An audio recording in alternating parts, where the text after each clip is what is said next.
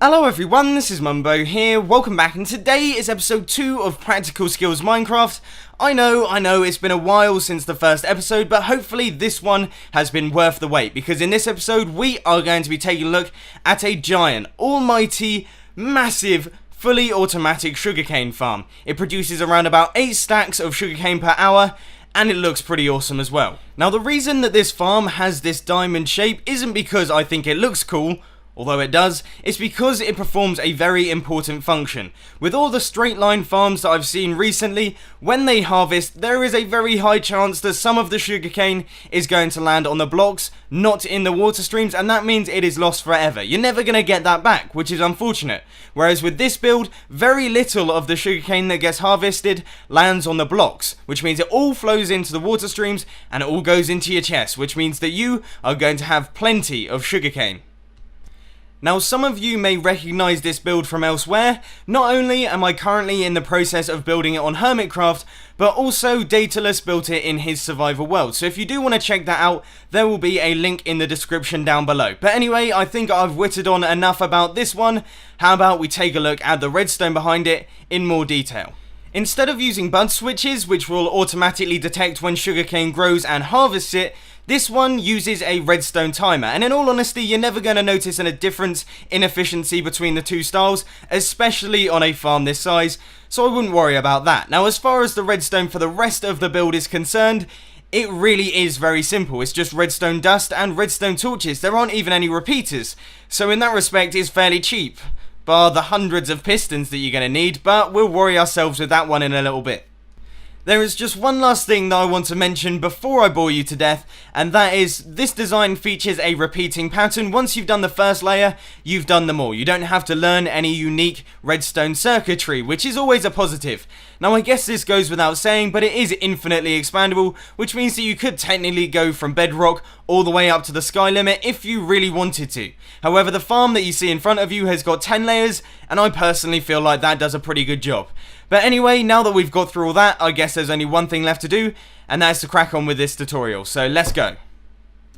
So the first thing that we are going to be taking a look at in this tutorial is the water flushing area, or where all of the items are going to fall and then be pushed into the hoppers. So you want to get things started with a 17 by 10 area. So that's 17 in that direction and 10 in this direction. And then the first thing that you're going to want to do is go one block in from each side and place a layer of ice.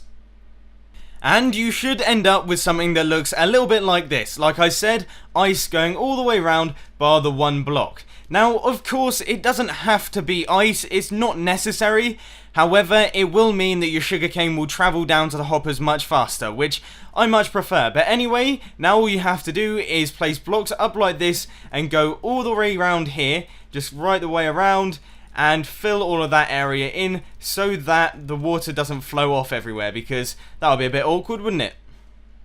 The next thing that you're going to have to do is dig into your pockets a little bit here, because this is where things get a bit expensive. You want to grab a bunch of hoppers and run them off to one side. It could be off to the right or off to the left. It really is personal preference. As you can see over here, the hoppers will then run into some form of storage system.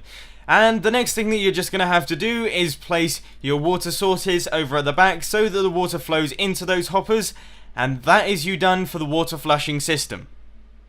We are now going to start work on the sugarcane farm itself, so you want to find your center block, the center block of the water flushing system, and place a block up like this, and then take the diagonals out from that. Now as you can see, I am using dirt, and that is obviously because this is what our sugarcane is going to be going on. There's no point in using any other block type. Of course, you could use sand technically, but you'd have to place things underneath it, and for the rest of the build, you're going to have to use dirt. So there really is no point in that. But anyway, you should end up with some kind of diagonal V shape with the dirt. So there it is. For this next bit, you're going to have to place the area for the water so that the sugarcane can grow. So once again, you just want to take diagonals from that side there and placing blocks along. I'm going to use glass, but you can use whatever you want. Then you want to place a block up like that, and then just take the diagonals once again. So diagonals going all the way along, so you should have a bunch of space in between the blocks there. And then you just want to place water here, water in this one, water in this one, and water in the last one. Then you want to repeat the same thing on the other side. You will know if you have done that part correctly because you should be able to place sugarcane on each and every one of your dirt blocks, and as you can see, I can do that just fine, so that means I have done that right. If you haven't done it right, then obviously you're going to have to go back and watch it. Then behind each piece of sugarcane, you just want to place a block. Now this part is really quite simple, you shouldn't have any trouble with this one yourself. You can use whatever block you want. I personally like the look of sandstone, so that's what I'm going for. And there it is. I'm just going to continue this on off camera. Finally, onto some redstone stuff. On top of each block, you just want to place a regular piston like that. Now, quite simply, these are going to push your sugarcane off. They really are very important. Without them, your farm wouldn't function, so that's why they're there.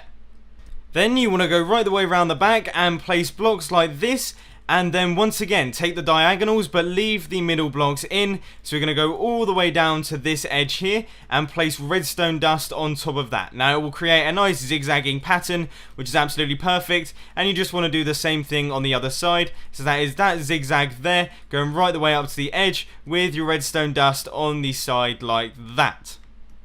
Now just grab your redstone torches and place one there. You'll see those two pistons extend, one there, those two extend, one there, and then one there, and all of the pistons in that row should now be extended. Then if you do the same thing on the other side, so just like that, and once again all your pistons are extended, which means that this farm is now working.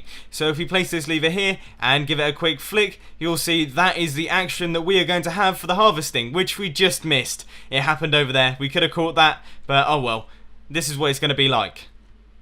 And believe it or not, ladies and gentlemen, that is one layer entirely done. It's completely finished. That is all you need to know. However, we just want to go around the back and take out this block here with the redstone dust on top. And the reason for that is if you want more than one layer to link them up, you're going to have to place a torch tower down here. So what I'm going to do now is MC edit this and put it right the way up so we have a big structure like this. And you should do the same, except without MC edit. You're going to have to get building. Here we are then. This farm that you see in front of you has got 5 layers, and that should give me a decent enough opportunity of explaining how all of this works. You want to go down beneath and place a block like this with a redstone torch on the side, then a block there and a redstone torch on the side of that block like that, and we are just going to repeat that pattern going all the way up to the top. It really is very simple, so just keep doing that alternating block pattern and you'll be fine. It just goes right the way up to the top. Nice and easy.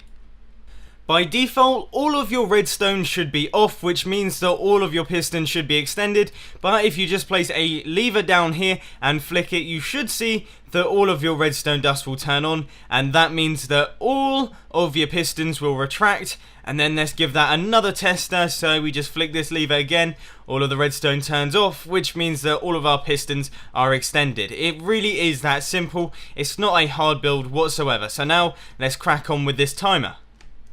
So you want to go right the way down to this bottom torch here and place a block like this with a repeater, and then another block with a comparator on top of it like that, and then a dropper facing upwards with a hopper facing into the dropper, and that will create a monostable circuit, which is exactly what we need. Now we're going to create a hopper timer. So you want to take 6 blocks along like this and just carry out that like that, and then place a hopper here and a hopper running into that like that, a comparator running out of each one of these hoppers running into a block, redstone dust there and redstone dust there, with a sticky piston facing in each direction and just some redstone block there. Now you may notice that this sticky piston has extended despite the fact that this isn't powered, and that is because this redstone up here is causing it to bud power, which is what we don't want. So you just want to take out these blocks and just update the piston real quick and place your redstone dust back in, and you should see that that no longer happens now. It's not powered, and that means that it won't canoodle with this timer down here, which is exactly what we need.